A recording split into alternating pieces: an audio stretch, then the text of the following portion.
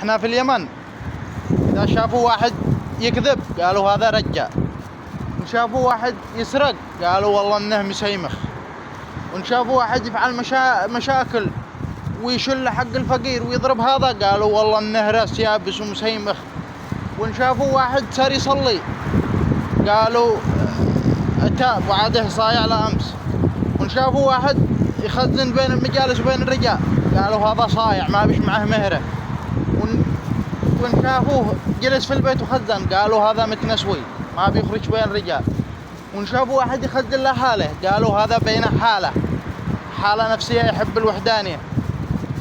وإن شافوا واحد ماشي سكته بعد حاله قالوا هذا مجنون هذا علم الله إنه مسكين، وإن شافوا واحد متواضع لا يحب المشاكل ولا يحب قالوا والله إن هذا إنه يتيم مسكين بعد حاله، وإن شافوا واحد لابس بندق قالوا بيهوق، وإن شافوا واحد لابس بدلة نظيفة قالوا بيتكبر، وإن شافوا واحد لابس بدلة موسخة قالوا هذا ارمث هذا وسخ. أين يسيروا يا عيال الكلب؟ خلوا الناس حوالهم، ضبحتوا بالناس قالوا قالت، خلوا الناس في حوالهم يسيروا أن ما ساروا، ايش دخلكم منهم؟ خلوا الناس أن ما يشتوا ساروا،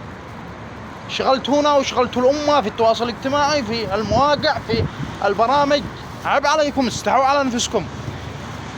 يكفي لا هانا وبس، كل واحد حر ايش ما يشتي يسوي، او انتو وكلاء على عيال آدم، عيب استحوا لا حد هانا وبس، لا حد ونعم، لا تزيدوا باللغاجة، خلاص الناس ضابحين، عيب استحوا.